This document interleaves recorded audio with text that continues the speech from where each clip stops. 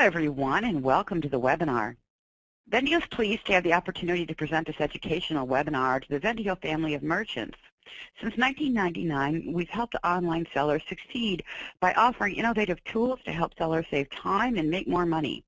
Recently, we've added SBA support, shared inventory across markets, discounted insurance, and USPS shipping discounts. And we know we offer online merchants the best value in the industry. I'm Crystal Wells, Product Marketing at Vendio, and today we have with us Lisa Satora. Lisa is an e-commerce marketing strategist who helps online merchants to clearly define the right products and marketing strategies for business expansion. Since 2004, as founder and CEO of What Do I Sell and Lisa Satora International, Lisa's worked with entrepreneurs in 7 countries and over 2,500 niche markets to build thriving online businesses. Today, Lisa's here to present Smart Sourcing, Dynamic Product Selection for Your Business Expansion. Lisa's presentation will be about 40 minutes long, leaving plenty of time for questions. If you do have a question, please type it in chat in the question section on your GoToWebinar panel. Thank you, Lisa, for joining us today and sharing your knowledge with our online merchants. Crystal, thank you so much for that warm welcome, and thank you for inviting me today to talk about what is really one of the most important topics for every online merchant, and that is sourcing in-demand products that the buyers want. So I'm really excited to share some tips and strategies for people today so that they can grow their business through excellent product selection. Today we are going to talk about growing your business through product line expansion. And we're going to do that by first talking about how product selection actually drives your business expansion. Your product line is the engine of your business, and if your product line is not on track, your sales will not be on track. We're also going to talk about what online buyers want, because today's online consumer is very sophisticated, and as online merchants, we need to stay a few steps ahead of them so that we always can anticipate what they'll want to buy next. We're going to talk about selecting the right products for Amazon, eBay, and your website. Not all marketplaces or sales venues are created equal, and your sourcing strategies are going to be different for each venue. I'm going to share with you 2 deadly sourcing sins, and these are so common. I work with online merchants of all sizes, up to, from startups to people who are generating $8 million in revenue per year. And these 2 things that we're going to talk about today, unfortunately, it's human nature, but when you recognize them in yourself, you're going to be able to make a dramatic change in your sourcing. We're going to talk about tapping into product trends for business expansion, how to know what's up and what's coming, and then some concrete steps for sourcing new products, including an action assignment. I always like to end all of my webinars with a very simple action assignment so that you can take action immediately on what you've learned in this webinar. So no matter what you sell, where you sell it, or how you source it, whether you're sourcing wholesale, arbitrage sourcing, maybe you're importing, maybe you manufacture your own products. As competition heats up online, the money is in the sourcing. The better you can source for your online business, the more profitable you will be, and the more sales you'll be able to generate. There's so much competition now in this lucrative e-commerce market that what really can differentiate your business from the next is your ability to really source the high octane products. And we're going to talk about how to do that today. One of the things that's changed over the years in e-commerce and in retail in general is we are in an accelerated product cycle. And this is one of the most important graphs that you'll probably ever see that relates to your business. What happens here is in this lower right-hand quadrant, when a new product is introduced into the marketplace, initially you'll see low sales volume, but because you don't have a lot of competition, you're getting some high profit margin on those products. As consumer awareness of a product increases, you are still in a high margin quadrant, but you're also selling a lot. Now, this of course is the area that we all want to be in. We want to sell high sales volume products and high margin products. What happens though is many sellers who are not sourcing optimally end up over here in mass product sales. This is where you start to see your margins decrease because there's a lot of competition, or maybe demand has softened. And even though you might be selling a lot of products, you're not making much money on each product that you sell. Well, from there, things only go downhill when a product truly becomes a commodity and everybody's selling it. There's practically no margin, and what's even worse is the demand for the product softens, and so there's low sales volume. So what I'm going to show you today is how to source products that are going to keep you in this quadrant here, starting in the bottom corner quadrant, going up here to the high margin, high profit quadrant, and to get out of the products when you are in the low margin and low sales volume part of the product cycle. So the bottom line is, if you want to make more money in your online business this year, you're going to need to make sourcing a priority. A lot of people spend much too much time in the operations part of their business, things that they could be outsourcing. But as CEO of your company, you are the expert in what you sell and who your target market is. So one of the things I want to start by having everyone think about how many hours per week right now do you spend on product sourcing? Is this something you do once a quarter, once a month, or when you realize you need to bring in new products? How many hours do you spend doing market research, finding out what's changing in the market that you sell to, finding out what new products are coming into the market? How many hours per week do you spend looking for pockets of opportunity, finding new ideas for products to sell, or maybe expanding your sourcing channels? Now, one of the rules of thumb that you have to keep in mind is to really have a healthy, thriving business, you always have to have at least 20 new products in the pipeline. And what that means is that at any given time, if I were to sit down and do consulting with you and say, all right, what's your vision for the products that you're going to bring in over the next 90 days? You should be able to give me at least 20 different product ideas that you've researched that you're ready to pull the trigger on and order from your supplier and bring in to your online store to test market, to start building that product line. So we're all time-strapped entrepreneurs here, and it's not about adding more to your plate. It's about reallocating the time that you spend now, maybe shipping or doing less valuable tasks for you as a CEO, reallocating that time spent doing other things to sourcing. My goal for the end of this presentation is for you to expand your vision for what you can sell and to know exactly what your next steps are in finding what your next best-selling products are.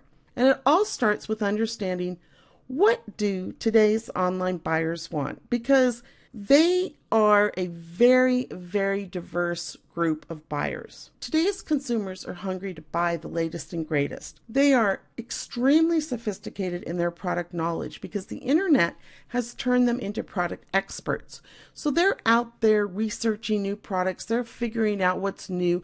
They're figuring out what the latest styles, colors, brands, designs are. They can see a new product, and within days, these product sales will start trending upwards. So as online merchants, it's really important to know that if you don't stay ahead of that curve in knowing what consumers want to buy, what's going to happen is they're going to come to Amazon, eBay, or to Google, and they're going to search for a product. You may not even be aware that this product exists. It's not in your inventory. You don't even know that it's being manufactured, and the sale is going to go to the online merchant, who is the person who's out there spending that time sourcing, spending that time doing market research, and really is staying ahead of what the people want to buy. So I'm going to show you how you can easily stay ahead of this curve and not only spot where those pockets of opportunity are, but anticipate what people will buy next. The goal is to keep your finger on the pulse of what today's buyers are shopping for. No matter what you sell, no matter where you sell it, there are trends in every single product category that's being sold on the internet. I don't care if it's bathroom fixtures, fashion, even food. There's trends in the types of food that people will buy online. So who is today's online shopper? Well, we know some things about them. We know that the heaviest online shoppers make $75,000 or more per year. In fact, the fastest growing group of online shoppers and those who spend the most money have a household income of $100,000 or more per year. We also know that right now, the group that spends the most money, has the most discretionary income and spends it online, is the age 45 to 54-year-old group. But what are they looking for? There's a myth out there that they're only shopping on the internet for price. And that, in fact, is not true. Online shoppers come to the internet because 75% of them are looking for selection. They want to find the products that they cannot find locally in their brick and mortar store. So as online merchants, if we are able to provide them with this product selection, when they come looking, we're going to have that offered to them on Amazon, on eBay, from your website, wherever it is that you sell. 71% have to come to the internet to buy because those products are only available online. So if you're sourcing products that are easily available to consumers in brick and mortar stores, you're missing the boat because people can get those products locally. The goal is to find the products, the depth of inventory, go vertical in a category, and get products that are not easily available. They like to compare features, makes sense, it's easy to do on the internet, and absolutely 57% of them are coming to look for great deals. But the number one thing that they're looking for is broader selection. Now, we also have global customers who are coming to shop here on Amazon.com, eBay, etc. every single day. In fact, global e-commerce represents the biggest growth in online shopping that we're seeing at the moment. And so sourcing products for a global customer base, in addition to looking for diversity for a local customer base, opens up a world of opportunity for your online business. So we have these people coming, they're looking for variety, they're looking for selection, they want things that they can't find anywhere else. We have global customers looking for products. The question is, how are you going to capitalize on this? Because every single person listening to this webinar has a different vision for their business. So as we go through this presentation today, I want you to really start thinking about what resonates with me and with what I'm doing in my business, and what am I going to take away and implement today so I can start capitalizing on this opportunity. To do that, we need to start talking about sourcing the right products for Amazon, eBay, and your website, because all those channels are not created equal. You have to have a merchandise to marketplace match, because what sells well or profitably in one channel may not sell well on all channels.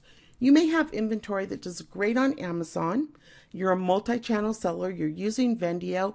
You are also trying to sell that product on eBay, but that product is not doing as well on eBay. Conversely, you may have products that can't be sold on Amazon, that can only be sold on eBay, and you have a super thriving product category over there on eBay that's doing very well. So when you're sourcing, the number one thing you need to think about, especially if you're a multi-channel seller, is, do I have a merchandise to marketplace match? Does a product that I'm thinking about expanding my business with, is that going to sell well on the channel that I want to sell it in? So each of you should identify what your primary sales channel is. Some of you might be single channel, thinking about expanding into multiple channels. Multi-channel selling is a phenomenal thing because it makes your products be able to do double or triple duty. But when you're sourcing, you need to really identify, what is the channel that I primarily am looking to sell this product in, so that you can do your product research in that channel and make sure that your profit margins are there, that demand is there, and that there's the customer base there that you want to sell to. Now, one of the questions I get asked the most is, well, if I'm going to expand my product line, should I niche it out, or can I just kind of be a generalist, be a jack of all trades? And again, it depends on what channel you're selling in. If you sell on Amazon, the beauty of the Amazon model is it's not necessary to sell in a niche. Amazon is, you are acting for Amazon as a product supplier to the marketplace, right? Amazon owns the customer. So under one ID, you can sell in the food category, you can sell in the toy category, you can sell in the scientific instruments category, and you can have that all selling under one ID, and it's essentially transparent to the customer, because in the customer's mind, even though they're buying from a third-party merchant, they're really buying from Amazon. So this gives you tremendous opportunity on Amazon to be really nimble, to move in and out of niches, in and out of product categories. You know, you can get in on the product page, do really well for 6 months, and when that opportunity is gone, you can move on to something else. Now, long term, if you're selling on Amazon, it's very, very wise to have a specialty in one niche area. This is really going to help your sourcing because you can leverage your knowledge in that niche to source deeply and go vertical in that product category. But you still have the opportunity to sell a whole bunch of everything else. So the model that I recommend for Amazon sellers is, yes, look to develop a specialty, something that can be a single stream of income, but don't limit yourself on Amazon. Sell whatever it is that you can sell that sells quickly and profitably on Amazon.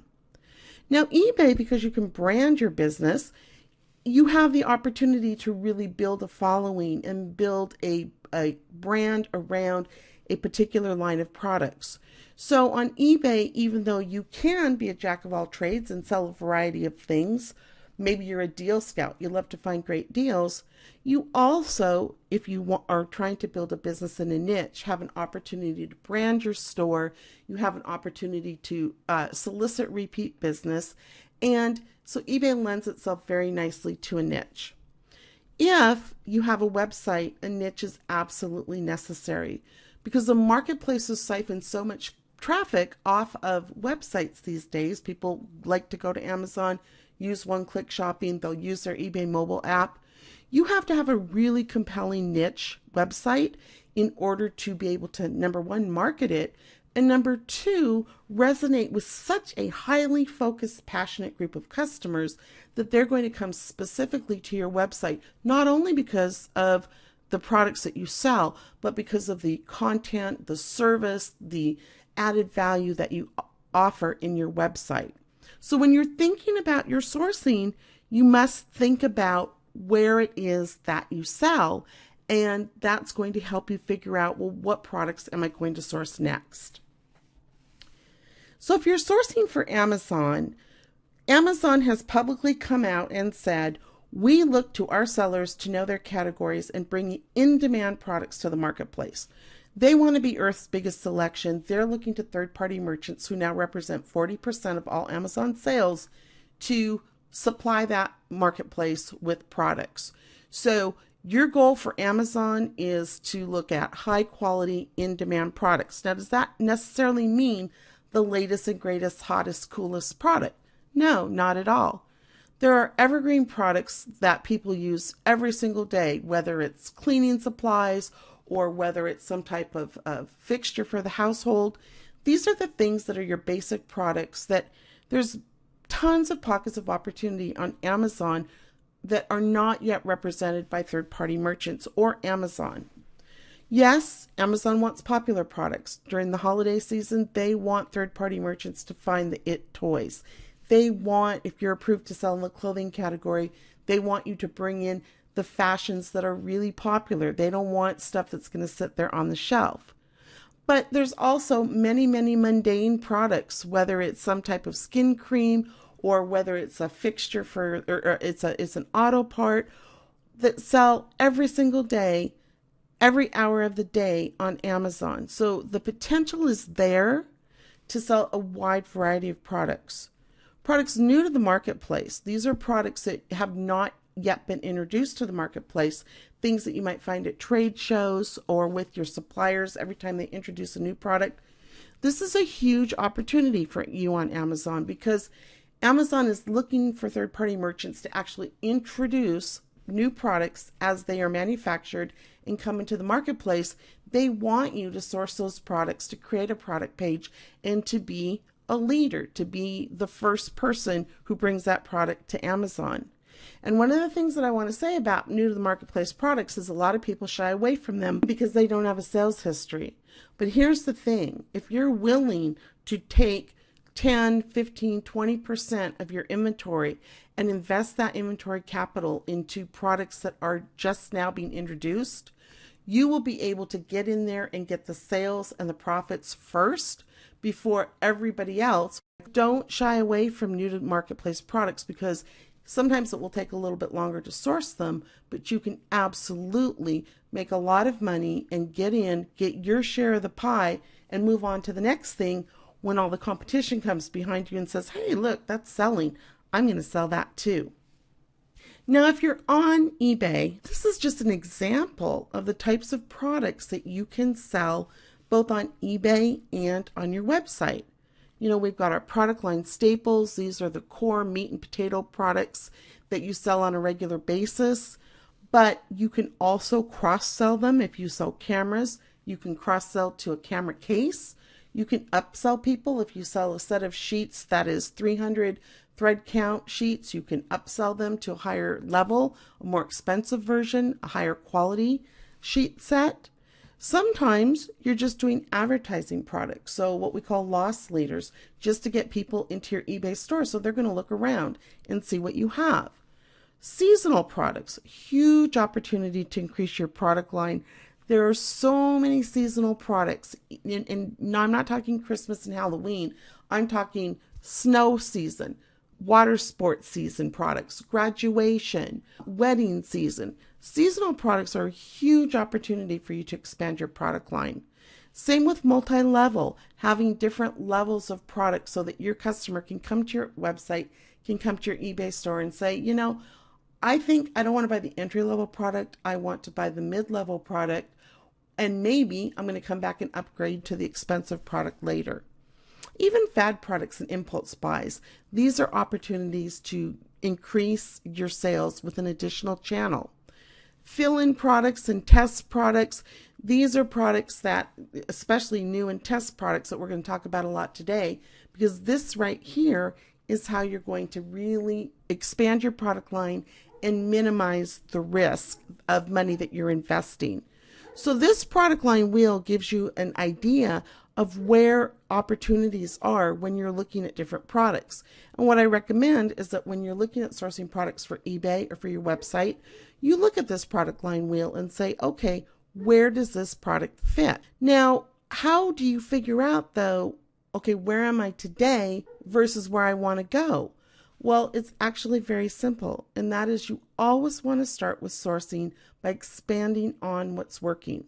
So many people try to venture out and get out of their category and get into new products, but they have not exploited the category that they're selling in. So the first thing you want to do is you want to review product sales from the previous year. So what are your proven products? Now, proven products are products that sell regularly. They sell for the price point that you want them to sell, and they sell at the profit margins that you want to get out of the products. Those are what I call proven products. If you look at the top 20% of your best-selling inventory for the previous quarter, for the previous 6 months, for the previous year, and you make a list of those products, this is going to be your first point of expansion. Because as I'm about to show you in a minute, there's at least, for every successful product that you have, there's at least 10 other products or product lines that you can sell to that same customer that are very similar to what you're already selling, that will allow you to easily expand your product line. So some of the things you want to think about when you're looking at these proven products. What are some of the new styles? So maybe last year you sold a certain type of toy, did very, very well. This year, there's a new version of this toy coming out, same manufacturer, but they've made some changes and they've updated. That's an easy add to your product line. Why? Because you already know that particular, well, now the company has gone back, they've done their research, they know what they need to do to make it the next hot product. So it's an easy switch to this new style. Same thing with new colors, new versions. These are all easy ways to expand your product line. Now, getting into different brands, that's another easy way to expand your product line, because anytime a product does well, other manufacturers are always going to try and get their version of that successful product out there. Nobody wants to be first in manufacturing. The one that puts all the money into research and development and puts the product out there and hopes that it flies, they're the courageous ones. They're the ones that venture out to do it. Then all of these other manufacturers say, ooh, that worked. Okay, we're going to make our version now.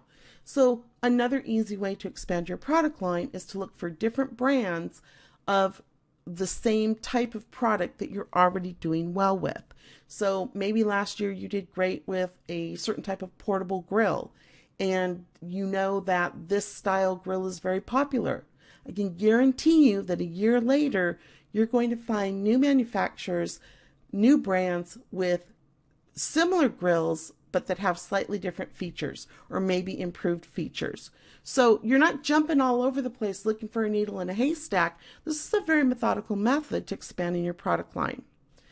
Complementary products. So if you sell the grill, what's new this year? So are there digital thermometers that are new? Are there timers that are new? What are products that would complement what you're already selling? You're already familiar with that category. So what other things are now on the market that fit with those successful products that you're already selling? Products that are targeted at a new but closely related market. For example, getting back to the grill that you sold very well last year, the outdoor grill. You could stick just with outdoor cooking products, or you could say, well, I did well with the outdoor cooking products, and I'm going to look where I'm going to expand there. But I'm also going to look at what other types of products are related to what we call the outdoor living trend.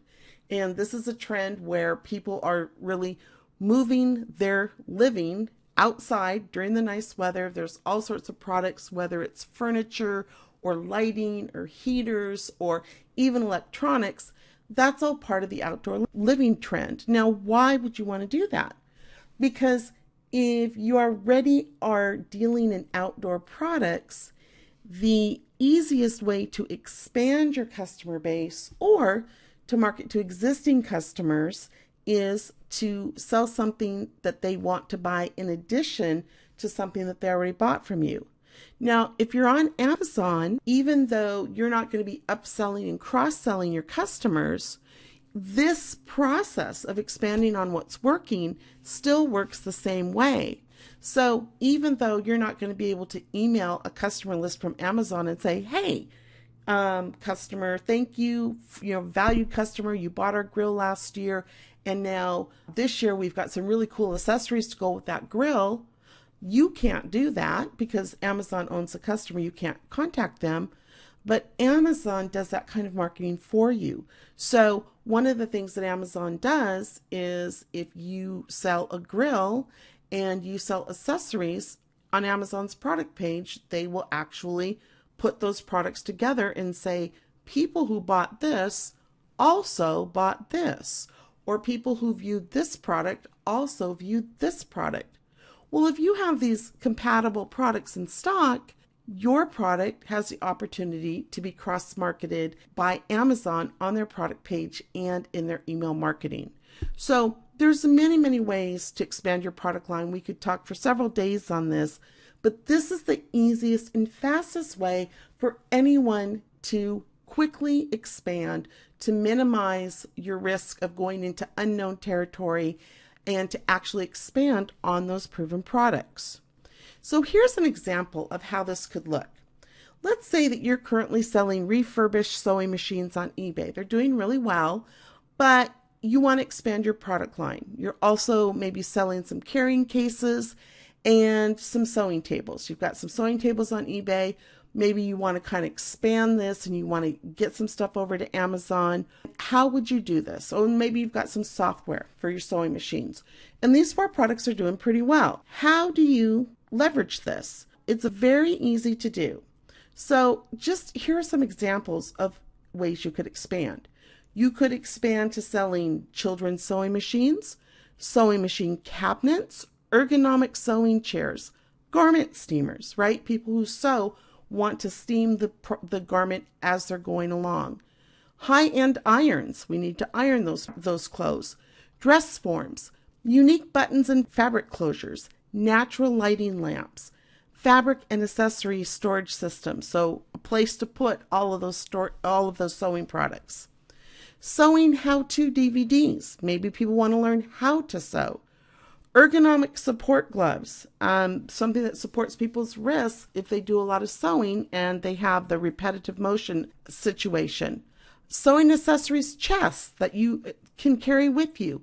Scissor sharpeners, or maybe an electric fabric scissors. Cordless powered fabric scissors, another new product that's on the marketplace. Maybe you're going to venture out in the craft kits market, or maybe you're going to get something and, talk about a unique product, but one that, believe it or not, is in a lot of demand. Maybe you're going to sell a step-down sewing machine voltage converter. This is something that people buy when they're traveling abroad and they want to take their sewing machine with them, or they're moving and they don't want to replace their sewing machine, so they need to have this voltage converter. So for every product that you sell, you can make a list of at least 10 additional product lines or related categories to sell to the same customer base. Now, you might say to me, well, okay, this is a great list, Lisa, but how do I get these ideas? Well, here's the thing. I'm going to show you some specific places to go get these ideas, but I will tell you that this list that I made here, I made this list. I do not sew. I do not know about these products. I frequented what I call an idea hotspot, and I went to a website that sells sewing products to educate myself on all of the new products that are available in the sewing arena. And from there, I made this list. And from this list, I would now go to Amazon or eBay, and I would start doing my market research to see if these products are sold there, to see what the demand is for these products. Once I did that, I would start looking to identify some brands that I want to pursue. And then once I've identified specifically what brand of ergonomic sewing chair I want to sell, or what brand of high-end iron that I want to sell, I then would go into the sourcing part of it and try and find the supplier for those products. But you can see that I'm able to do this and I don't know anything about the sewing category. Think about what you can do if you already specialize in a niche, or as you grow into a niche or learn more about a product category, because you're working with these types of products all day long. But what happens is most people, that there's opportunities there, but you're not seeing them because you're not thinking about this. I call it the product sourcing mindset. You're not thinking about leveraging all of the products that are available in a particular product category. Now we're going to talk about why that is in just a minute. But there's another thing you have to do, and that's to think differently about the way you source. Because the thing about sourcing is, the more you improve your skills, the better products you'll source. The better products you source, the more money you make. And sourcing is the foundation of your e-commerce business. So this is not a skill that ever gets outdated. It only gets improved. So we're going to go through a couple things right now that actually hinder your sourcing.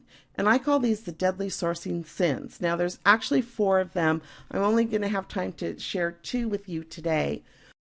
The number one problem when I work with clients and students that I see with sourcing and product line expansion is what I call surface sourcing.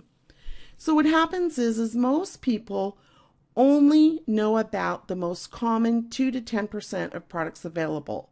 So they might sell in the sewing category, but they don't know about all of those other products that are being manufactured that their customers are looking for, that their customers want to buy.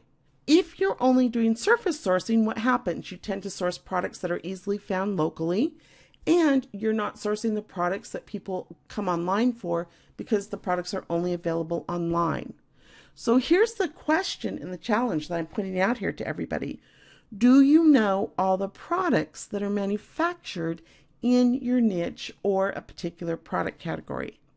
If the answer is no, here is the golden key to your opportunity to unlock a flood of ideas for new profitable products to sell, is familiarizing yourself with the products, all of them that are available in your niche, or available in your product category. Part of your business should be to learn about at least 10 new products each week, literally making a list of 10 new products, 10 new brands, 10 new styles, 10 new colors. Take your pick of products that you did not know last week even were in existence. Now, if you do this, what's going to happen is you're going to start sourcing products that have less competition, that are in demand by your customers because you've done your market research. And right here, where this circle is, you're going to start exploiting that selection. The 75% of people who come to the web looking for selection. So up here, this top 2 to 10%, this is where the big box sellers sell. This is where, the brick and mortars bring their common inventory onto the web. This is where people who don't really understand how to do good sourcing, they're sourcing these products. Now, you're always going to have some inventory up here. But where you want to get to is where you're just below that 2 to 10% and you're not doing surface sourcing. You're bringing in new, interesting products into your store on a regular basis. And for those of you, and I hear this a lot, people say, Lisa, I found this product to sell, but there's just not enough margin in it. That is a sure sign that you are surface sourcing. So if you run into that, do this. Learn about 10 new products each week. I guarantee you will start to find products that do not have that excessive competition. Now, the second deadly sourcing sin is thinking that you are your customer. And this is the one, I love this. I keynoted the SCO conference, the Amazon Sellers Conference, and a couple other conferences last fall. And I talked about this, and I had people come up to me, multi-million-dollar online merchants come up to me after this presentation and say, when you started to go through these sourcing sins, I thought, I'm not doing any of this stuff. I mean, these guys have multi-million-dollar businesses, right? But then it was like, ooh, she got me there, she got me there, she got me there. This is just human nature, these sourcing sins. And so if you say, oh gosh, she got me, you're in good company, because it's so common. We all do it and we don't realize it. So my question for you is, would you spend $700 on an ice cream maker?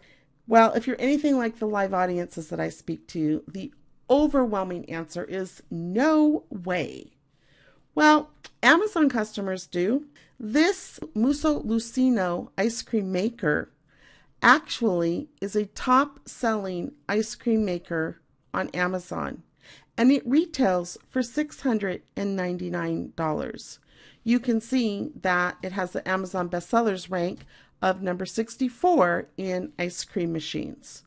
Now, this ice cream maker was featured in the Wall Street Journal Test Kitchen. This is what I call an idea hotspot. When you're online and you're looking at product reviews, what are people reviewing? What are the products that are featured, whether it's on the Wall Street Journal, whether it's on a HGTV website, whether it's in a magazine? These are the products that your buyers are learning about from the web and that they want to buy. So if you are in the habit of saying, who would ever buy this? This is a big red flag that you are thinking that you are your customer. So there's a difference between saying, I would never buy a $700 ice cream maker. What a waste of money. To understanding that your customers want or need or desire to have a $700 ice cream maker. This is the second biggest limiting factor for online merchants, whether people are new or they're experienced, is putting your personal value judgments on the products that you sell. Now, I'm not suggesting by any means that you sell something illegal or immoral, but if you put a value judgment on who would ever spend $500 for a handbag, you know that you are limiting your sourcing opportunities. So you have to really ask yourself and look around and say, what are people willing to make money or to pay money for? So if you get in a situation where you see a product and you're thinking about sourcing it and you say, Who would ever pay $500 for that? Or I would never spend $300 on a pair of sheets. Or it's something interesting like body jewelry, for example. Why would anyone ever want to buy that? That's a multi-billion-dollar market. Or I can't believe people would spend money on that. That's the ugliest thing I've ever seen. Or the dumbest product I've ever seen. If you hear yourself saying that, and I can just hear people smiling and shaking their heads out there in the audience, this is limiting your ability to expand your product line and make more money. So the next time you hear yourself saying that, I want you to stop. I want you to go to your marketplace or your website or Google, and I want you to look and see exactly whether or not people are buying these products. If the answer is, well, my goodness, people are really buying the $700 ice cream maker. Maybe I want to think about selling that ice cream maker, or not necessarily even selling that ice cream maker. I now realize that I could sell much higher end ice cream makers than the one I'm selling for $49. I can make more money, I can have less competition, and there's a market out there for it. So this is the power of realizing that you are not your customer. So these two deadly sourcing sins do limit your sales and your income. If you just nail these two, you will be on your way to sourcing better products and expanding your product line. Because the next thing that you need to do, now that you've stripped away those limiting beliefs, is you need to start looking at, well, where is the market going? How do I tap into trends to source more products that people are going to be looking for? Because here's the thing.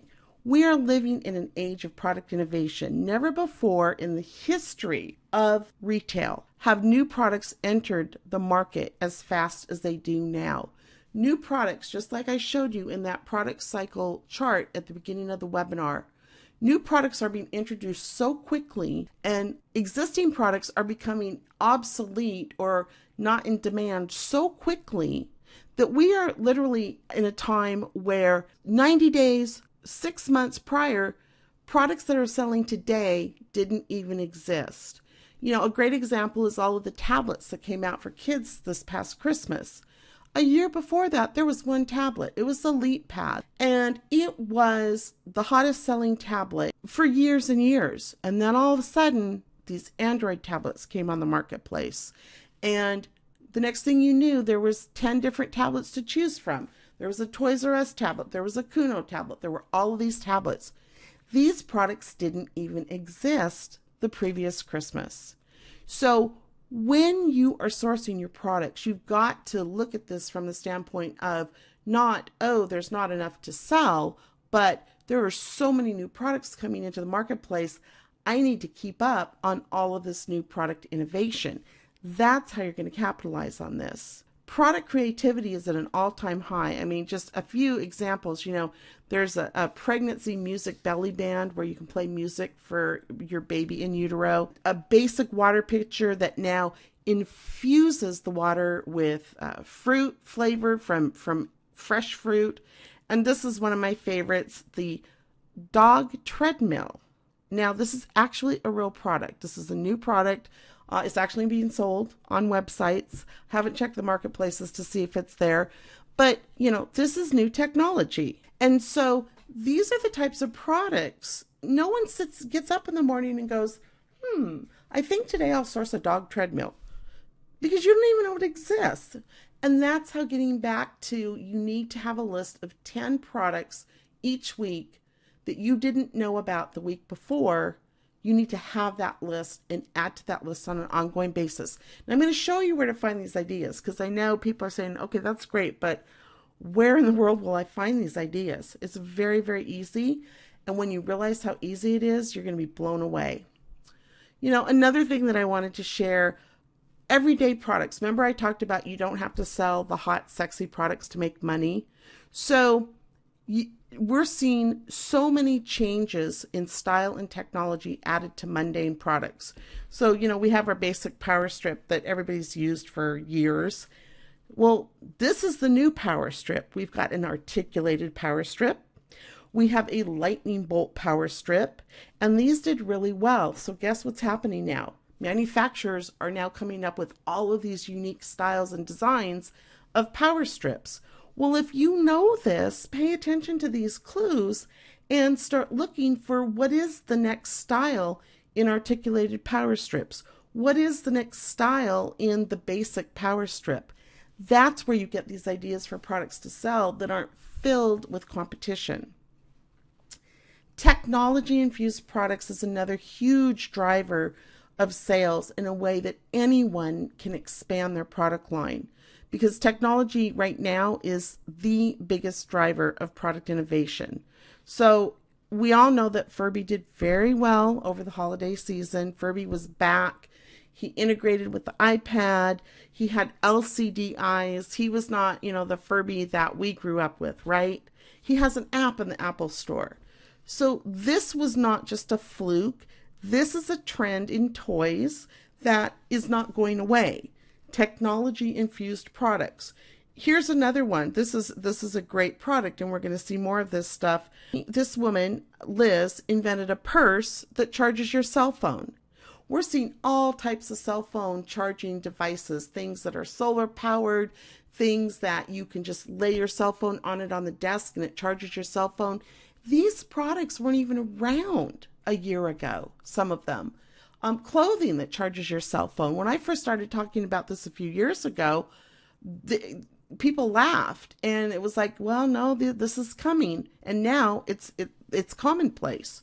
So these are the types of things that you want to look for, taking a non-technical product and seeing these products that are being integrated with technology. These are signs that this is a product I want to pay attention to.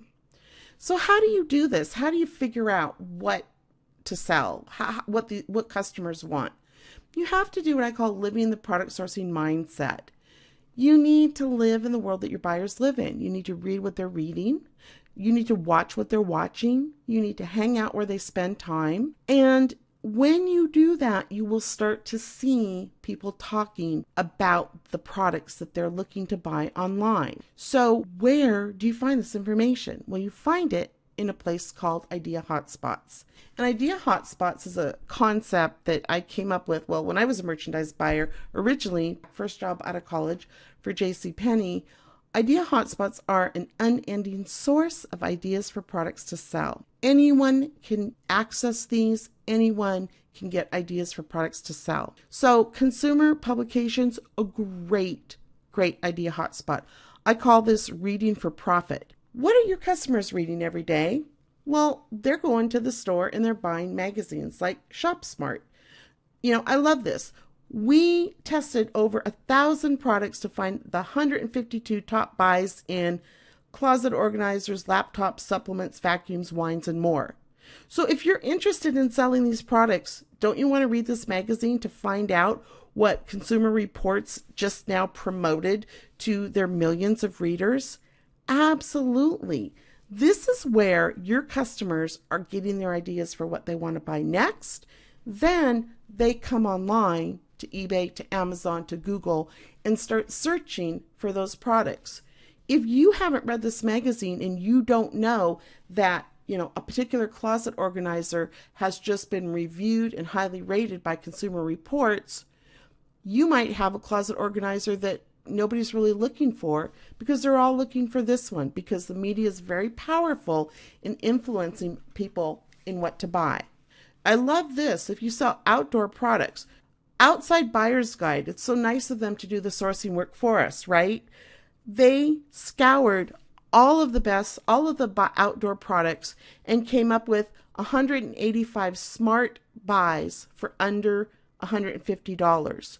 They also feature the year's best gear. If you sell sporting products, outdoor products, camping goods, athletic products, you need to be reading this buyer's guide. They tested 315 products. It's all in there, and this thing costs $9. This is how you find out where the market is going and where your customers are going and with what they want to buy next. Trade publications, also a great resource. They're designed to help all types of retailers source the right products. to find out what people are going to be buying 6, 12, 18 months from now, you want to look at trade publications. There's product reviews, there's new product introductions, there's vendor reviews in there. You can connect with vendors and trade publications. If you're in e-commerce, pick a category and start reading their trade publication. This is like must-do reading. This isn't optional. This is part of running the business. And they're filled with new products. Another new idea hotspot that I love is Pinterest, crowdsourcing your next new hot selling product. Pinterest has literally become a consumer search engine for discovering products.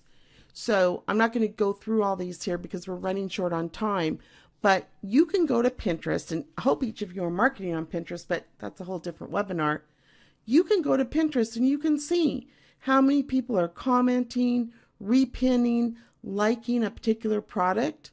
You know, if I sell boots and 11,000 people plus repinned this style of boot, and I'm in the footwear category, you can bet I'm going to go to all my supplier catalogs and I'm going to start seeing what the deal is with these boots and if it's something that I want to be selling. You know, same thing with the baby category. This is a bike stroller. This is a relatively new technology. And, here are a couple of celebrities, Tori Spelling and her husband, pushing their kids in a bike stroller.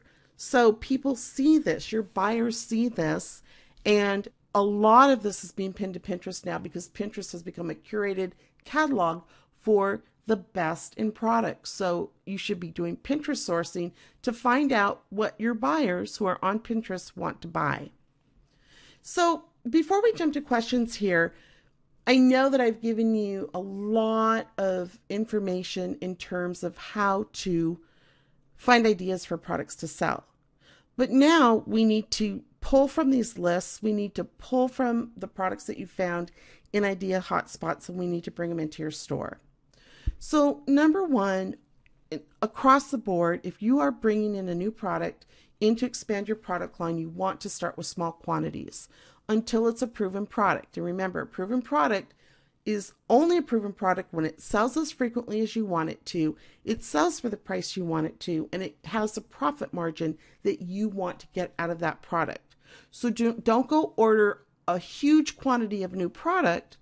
Order small quantities, whether that's a minimum order, or in many cases, your best line of attack is to actually buy a couple units, whether you buy them at retail, or maybe you can find them on sale somewhere. Bring them to Amazon, bring them to eBay, bring them to your website, and see if they sell. Best case scenario, they sell and you make a profit. But even if you break even on that product, if they sell quickly and at the price you want them to sell for, then you can go and you can start looking for a supplier to purchase those products at wholesale. So you're better off bringing in 10 new products, a few units of each, than you are trying to pick one super good product and bringing in 50 units. Diversification is the key to product expansion. You've got to diversify your product line. Then when you find your winners, you can reorder. We call this basically test marketing. You're going to assess your customer response, you're going to expand on the winners, and you're going to look then for new products related to your brand new product stars. So it's really a process of gathering information, putting together a abundant list of ideas for product expansion, and then chunking away each month, bringing some new products into your store, figuring out which ones work for you, and then reordering the ones that work for you and expanding on those as well. So I have an action assignment for everyone today. Number one, I want you to go back to last year's sales. If that's too overwhelming, let's just go back to last quarter's sales. I want you to identify the top 20% of your proven products. Then, using what you've learned in the webinar today, I want you to expand on what's selling well. I really want you to start living the product sourcing mindset. Start reading what your customers are reading. Go to the websites that they frequent. If you sell in the boating category, find a forum. of boat owners who are buying the accessories that you're selling and listen to what they're talking about. This is such valuable market research. People say, I don't have time for that. Well, here's the thing. You can either research it on the front end so that you can make an informed product sourcing decision, or you can just kind of throw caution to the wind, source it, hope it works, and end up marking it down on the back end. I'd rather have you make the profits for that work that you put into it. Tap into product trends if you want to differentiate yourself from the competition. If you want to stay ahead of them, you have got to be ahead of the product trends so that you're the one who's bringing these new styles and products to the marketplace, as opposed to the Me Too marketers who go, oh, look at that selling really well. I want to sell that too. You don't want to be that person.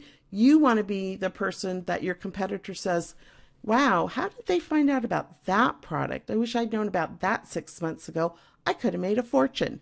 You want to be the person who is finding those products. Always test market, diversify, bring in small quantities, and most importantly, do this on a monthly basis. Put it in your schedule so that you are adding new products, test marketing new products every month. Ideally, you're going to be test marketing, and it depends on how big of a business you are. You're going to be test marketing minimum 4 new products a month. If you're a big business, some big businesses are test marketing 20 new products a month, and they're out of that coming away with 10 winners that they then reorder, and that becomes part of their product line expansion. So, Crystal, I know I ran a little bit over time. I'm going to put up our last slide, and then I don't know if you've got some questions there. I just want to quickly share with people what we're looking at here. If you'd like to contact me, best way to contact me is through my support desk at support@whatdoisellsupport.com. I publish on a regular basis product trends, some of which we talked about today, over at our Facebook page at facebook.com/whatdoisellfan. And we are just launching a brand new newsletter on March 1st called Smart Sourcing Tips, where I'm going to be sending out weekly tips to source better products, improve your product line, source more profitable products, and I'm also going to be tipping you on some of the cool new trends.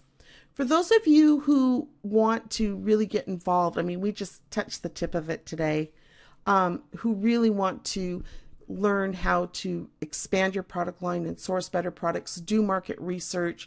There's tons of sourcing resources. So much that I couldn't cover today. We have 2 courses, Sourcing Products Wholesale to Sell on Amazon, which you can find at lisasatora.com/sourcing. This course is the only course on the marketplace dedicated specifically to doing product market research on Amazon and sourcing products specifically for the Amazon marketplace. There was an award for people. We've had multi-million-dollar business owners come in here and expand their product lines, but the way it's set up is that even if you're just getting started, you can use the beginner information to get started, and then as your business grows, come back and start to use the more advanced information to continue to expand your business.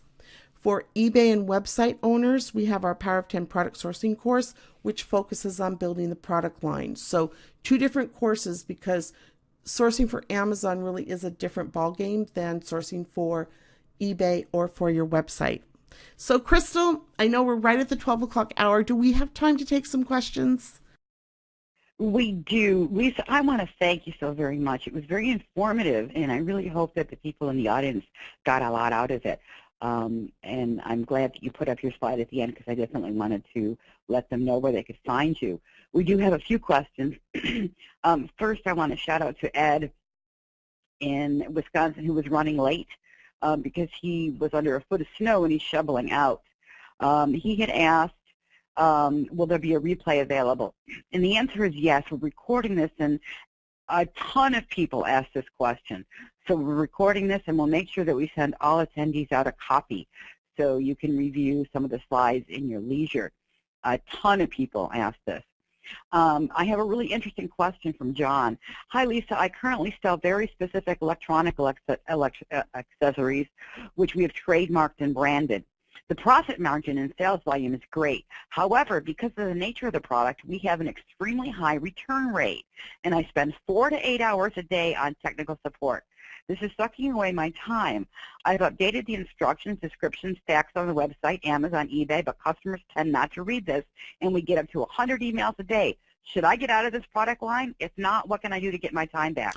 Wow. Well, first thing, yeah, first thing, congratulations on creating a successful product. You've got to look at the money that you're making on this product versus the time it takes to support it and the cost of returns. So all things considered, the first thing I will say is that as CEO of the company, you absolutely need to get out of doing the support and you need to outsource that.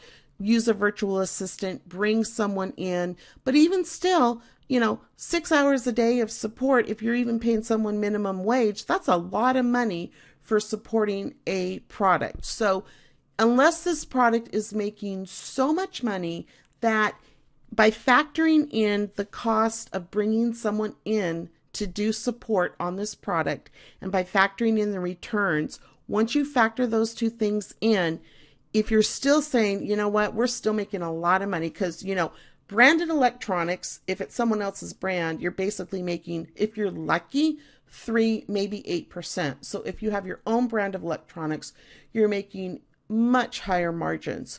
So when you run all the numbers and you say, you know what, even though these products are difficult to support, we're still making a lot of money, then I would stay in that product line. One of the things you might look at is to see whatever the cause of the returns is, if there's something you can do to re-engineer the product or tweak the product so that whatever is causing the problem is not causing so many returns.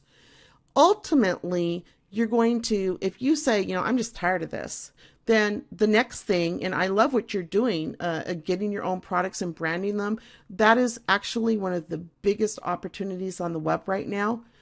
The next step would be to find another product. You know how to do the process of branding and creating your own product, manufacturing your own product or having it manufactured. The next thing I would do is, if you're just like, I'm just done with this, is take what you've learned with this product line and go out there and apply everything that you've done, but get into a different product category that is not so heavy on returns and customer support, because you can leverage your knowledge. And I have clients who exactly do what you do in terms of selling branded products, their own brand, they're importing them, and they do very, very well. And they actually are in multiple product categories. So it's definitely doable. Great question. Okay. Thank you, Lisa. Yeah, it was very interesting. How about doing this with drop shippers? So drop shippers are an interesting topic. First of all, just for everyone who's listening, because a lot of people think there's like this mythical drop shipper in the Midwest who has like all these products that you could just call them up and say, yeah, will you drop ship this for me? And you're going to make a lot of money. If you're on Amazon, if you're on eBay, you have to be very, very, very careful with drop shipping because of the seller performance requirements of both of those marketplaces. If you have a website, you are going to have a much easier time of using a company that drop ships, which is basically a wholesale supplier who has agreed to ship the product to the customer directly. You're going to have an easier time of it because you can set your customer service expectations. So for those of you who are new and considering drop shipping, I highly, highly recommend that you carry your own inventory first because of the problems you run into with drop shipping, like product isn't delivered on time, boom, there goes your DSRs on eBay. Product comes poorly packaged, boom, there goes your DSRs or your ratings on Amazon. If you have a supplier who's willing to drop ship, test them, not just once, but multiple times. You order something from them, your friends order something from them, and make sure that consistently they are meeting their delivery turnaround time and that their packaging is representing your business the way you want it to be represented. If you have a prior relationship with a supplier and you trust them and you can talk to them, you can also, and I recommend this, tell them, I'm selling this product on Amazon and if this is not drop shipped in a timely fashion, it's going to hurt my Amazon seller account. You don't want to lose your account over a drop shipper who doesn't drop ship properly. So those are the kind of the warnings for those of you. I mean, there are people who make it work, but these people know the suppliers, they trust them, the suppliers have proven themselves to be reliable. So be very, very, very, very careful with drop shipping in the marketplaces. Thank you, Lisa. John had mentioned, or someone else, that they did find that the dog treadmill is real, and there are tons of them with good sales rank at Amazon. So the next question is, I've had a lot of luck locating suppliers and manufacturers, but generally their quote-unquote wholesale prices leave little room for profit. Often their quote-unquote wholesale price is more than the price on Amazon. How do I avoid this frustrating situation? Well, the first thing I want to make sure is that you're dealing with real wholesale suppliers and not what we call middlemen.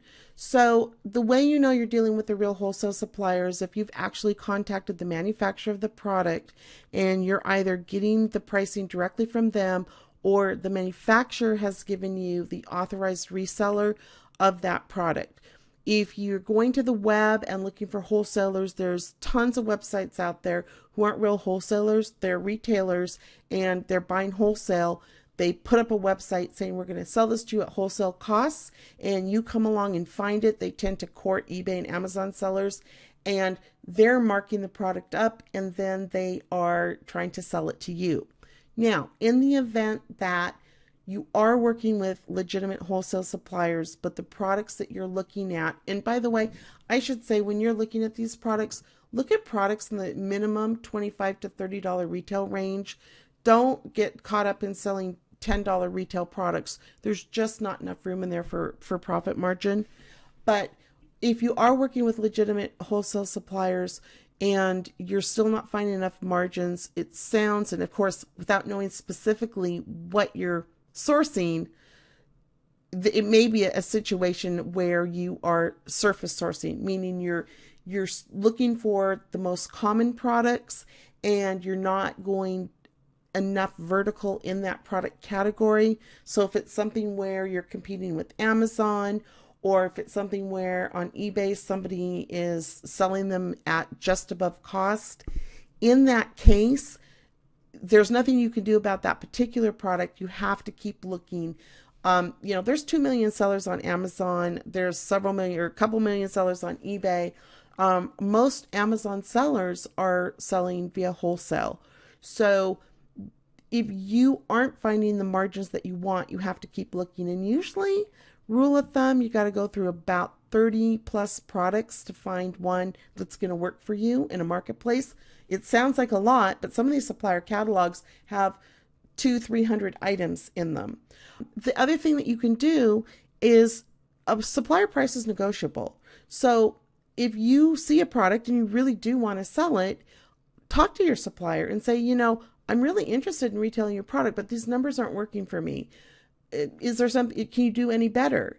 And oftentimes the supplier, maybe they can offer free shipping, they can offer you a volume discount. Sometimes they'll say, no, this is the best I can do. But if you're a really serious business and you're really serious about selling this product, put it out there and just say, open the discussion. Say, these numbers just don't work for me. Don't say, I can't make money on this. You have to put it out there like, I want to sell this. The numbers don't work for me. Is there anything that you can do better on the pricing? And then put the onus on the supplier to come back and say, well, I can do this. But here's the thing, you've got to have a number in your head as to what that pricing has to be. So if he says, I can give you 20%, you need to know if 20% is going to make it for you. Perfect. Great answer. I'm going to do one more question, and I'm going to combine it because there's two that the gentleman asked. Tony, is Alibaba a good source for products, and what is the best way to find wholesalers? Kind of combine that into one answer. So, Crystal, can I say that Alibaba owns Vendio? Yeah, just absolutely. a disclaimer here. So yeah, actually Alibaba, I have many clients and students who work with Alibaba, both Alibaba and AliExpress. The thing you have to understand about Alibaba is that this is a portal to thousands of manufacturers in China and in multiple places, not just China. And so you need to know that what you're looking at is very specific requirements for the seller that you want to do business with. And Crystal, you guys probably have, and I know Alibaba has a lot of resources about how to pick suppliers. But just, Exactly. A couple things I will say. First of all, importing is now very much more accessible to an independent online merchant than it was even 4 or 5 years ago, in part because of Alibaba and the way that they have made it easier to do importing and to deal with suppliers in China. You always want to ask for samples of the products before you decide to sell them.